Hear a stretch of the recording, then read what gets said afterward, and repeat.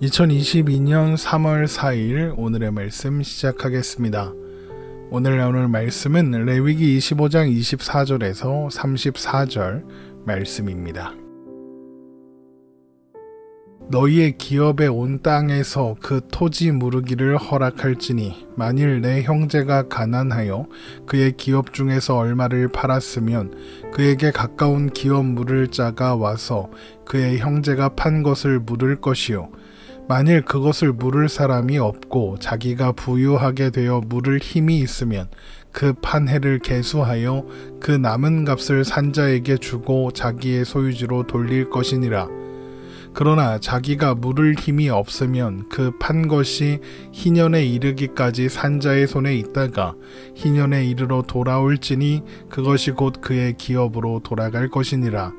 성벽 있는 성내에 가옥을 팔았으면 판지 만 1년 안에는 물을 수 있나니 곧 그 기한 안에 물으려니와 1년 안에 물으지 못하면 그 성 안의 가옥은 산자의 소유로 확정되어 대대로 영구히 그에게 속하고 희년에라도 돌려보내지 아니할 것이라. 그러나 성벽이 둘리지 아니한 촌락의 가옥은 나라의 전토와 같이 물러주기도 할 것이요 희년에 돌려보내기도 할 것이니라.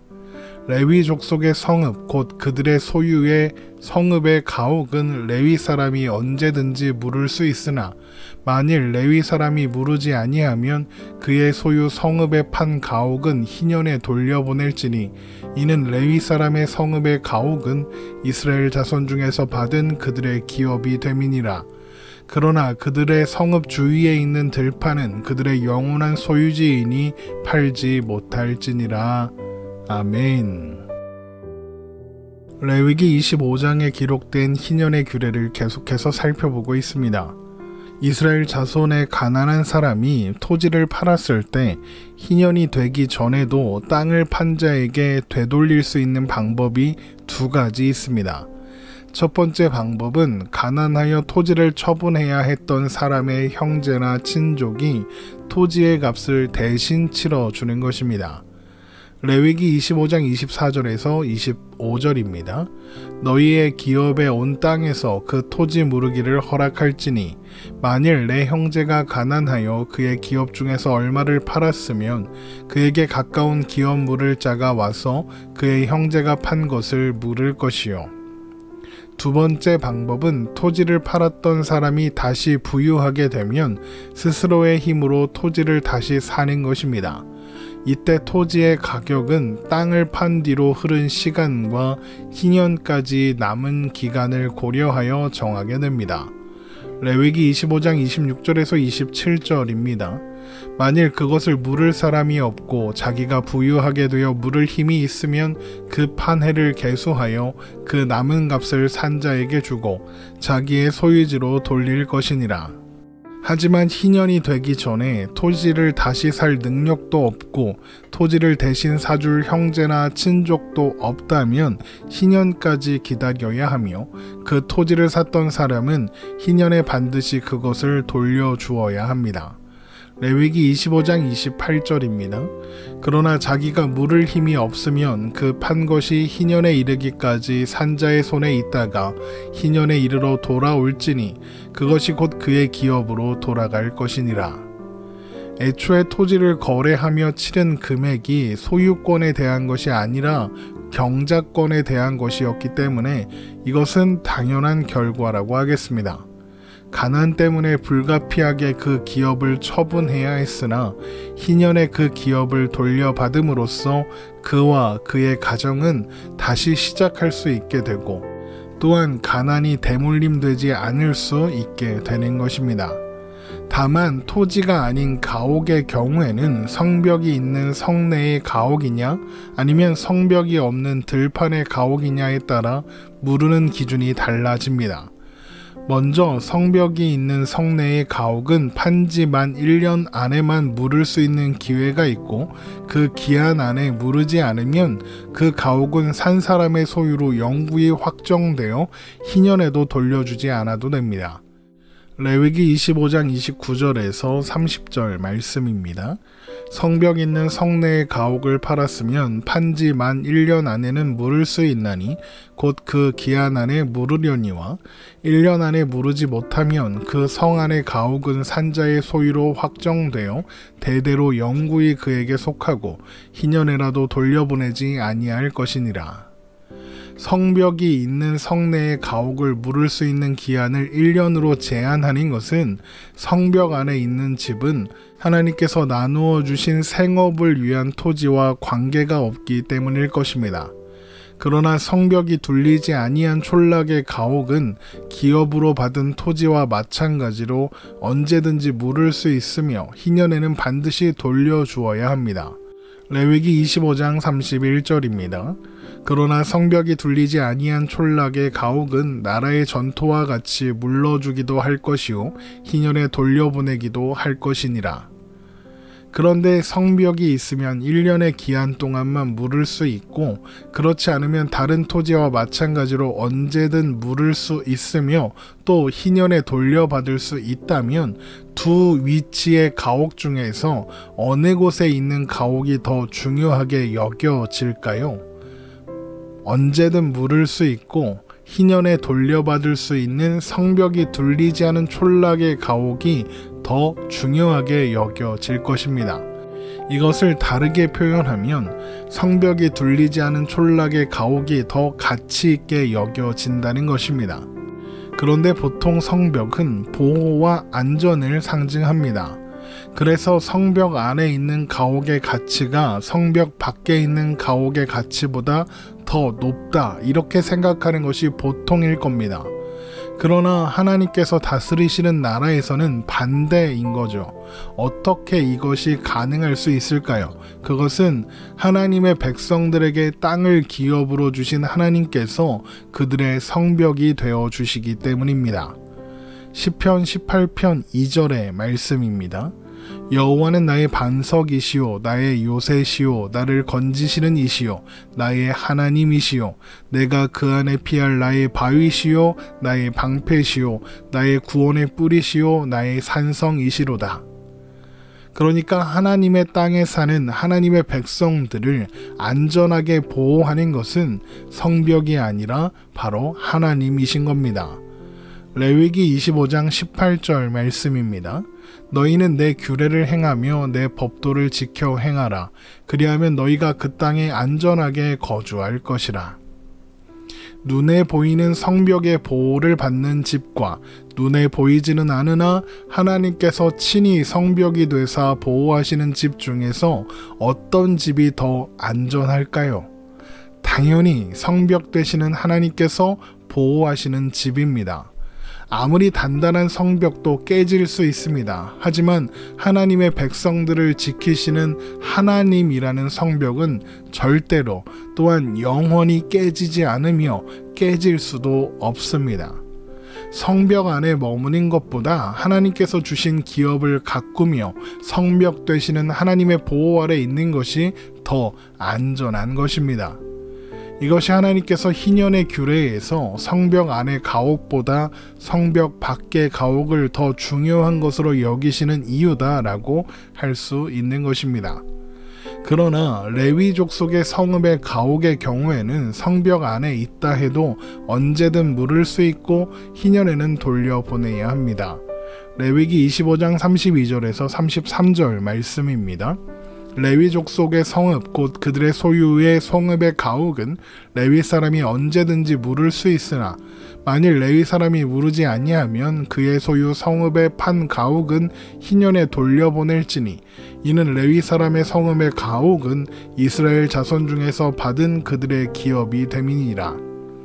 또한 레위인이 거주하는 성읍 주위의 들판은 영원히 레위인들의 소유지가 될 것이므로 매매하면 안 됩니다. 레위기 25장 34절입니다. 그러나 그들의 성읍 주위에 있는 들판은 그들의 영원한 소유지이니 팔지 못할지니라. 레위 사람들의 성읍의 가옥은 언제든지 물을 수 있고 또 희년에 돌려주어야 하는 것은 가나안 땅을 각 지파들에게 분배할 때 레위인들이 기업을 받지 못했기 때문입니다.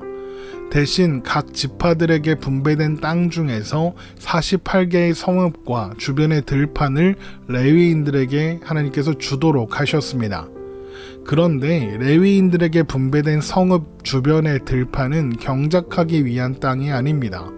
레위인들은 경작하고 추수하여 그 삶을 영위하지 않거든요. 레위인들의 기업은 이스라엘 각 지파가 드리는 11조입니다. 민수기 18장 23절에서 24절 말씀입니다. 그러나 레위인은 회막에서 봉사하며 자기들의 죄를 담당할 것이요 이스라엘 자손 중에는 기업이 없을 것이니 이는 너희 대대의 영원한 율례라. 이스라엘 자손이 여호와께 거제로 드리는 11조를 레위인에게 기업으로 주었으므로 내가 그들에 대하여 말하기를 이스라엘 자손 중에 기업이 없을 것이라 하였노라. 그러므로 레위인들은 그들에게 주어진 들판에서 경작하지 않습니다. 그러면 레위인들에게 속한 들판은 어떤 용도로 사용하게 될까요? 바로 그들의 가축을 기르는 데에 사용됩니다. 민수기 35장 2절에서 3절의 말씀입니다. 이스라엘 자손에게 명령하여 그들이 받은 기업에서 레위인에게 거주할 성읍들을 주게 하고 너희는 또 그 성읍들을 두르고 있는 초장을 레위인에게 주어서 성읍은 그들의 거처가 되게 하고 초장은 그들의 재산인 가축과 짐승들을 둘 곳이 되게 할 것이라. 그런데 레위인들의 가축은 하나님의 소유입니다. 왜냐하면 하나님께서 이스라엘 자손 중에서 사람이나 짐승을 막론하고 태에서 처음 난 모든 것을 거룩히 구별하여 하나님의 소유로 삼게 하셨기 때문입니다. 출애굽기 13장 2절 말씀입니다. 이스라엘 자손 중에서 사람이나 짐승을 막론하고 태에서 처음 난 모든 것은 다 거룩히 구별하여 내게 돌리라. 이는 내 것이니라 하시니라. 이것이 왜 레위인들의 가축이 하나님의 소유인 이유냐 하면 하나님께서 레위 지파의 모든 자들과 또 그들의 소유인 모든 가축을 이스라엘 자손 중에서 처음 난 사람과 가축을 대신하는 존재로 구별하셨기 때문입니다. 민수기 3장 44절에서 45절 말씀입니다. 여호와께서 모세에게 말씀하여 이르시되 이스라엘 자손 중 모든 처음 태어난 자 대신에 레위인을 취하고 또 그들의 가축 대신에 레위인의 가축을 취하라. 레위인은 내 것이라 나는 여호와니라. 그러므로 레위인들의 가축은 하나님의 소유가 되는 것입니다. 또한 그렇기 때문에 레위인의 성읍 주위의 들판을 팔아서는 안 되는 것입니다. 하나님께서 이스라엘의 모든 처음 난 것을 대신하게 하신 가축들을 기르는 곳이니까요.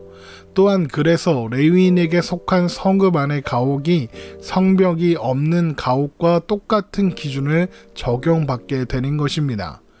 참고로 레위인들에게 분배된 각 지파의 성읍과 주변 들판은 여호수아서 21장에 자세하게 기록되어 있습니다. 시간이 될 때 한번 읽어보시기를 바랍니다. 이렇게 레위인은 이스라엘을 대신합니다. 레위인은 가나안 땅에서 살아가는 모든 이스라엘 백성들을 대표하게 되는 것입니다. 그래서 레위인들은 곧 이스라엘 전체와 같습니다. 그런 레위인들에게 기업으로 주어진 땅이 없네요.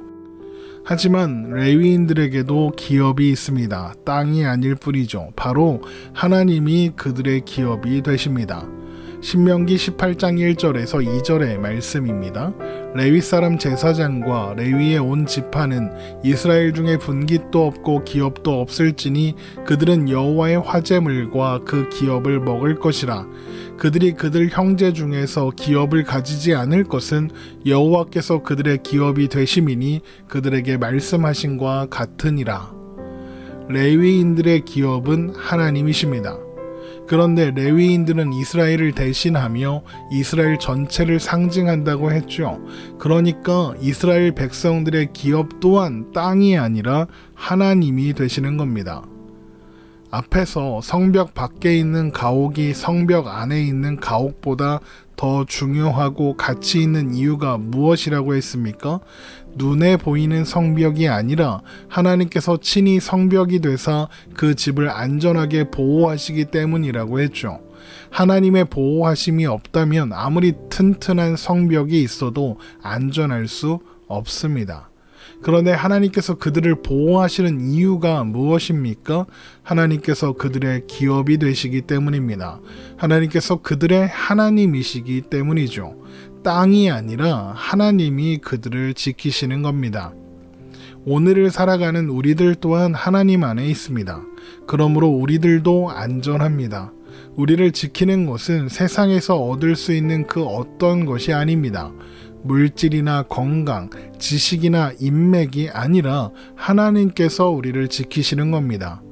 그래서 우리의 인생에 때로 비바람이 불어오고 또 한 치 앞도 보이지 않아 두려운 일이 있더라도 하나님은 우리와 언제나 함께 계시며 우리의 한 걸음 한 걸음을 단단하게 지키시고 인도하십니다. 우리를 향한 하나님의 생각은 두려움이 아니라 평안이라는 것 항상 기억해야 하겠습니다. 오늘 말씀 이렇게 마치겠습니다. 하나님 안에 있음으로 평안 가운데 살아가는 우리가 되기를 주님의 이름으로 축원합니다.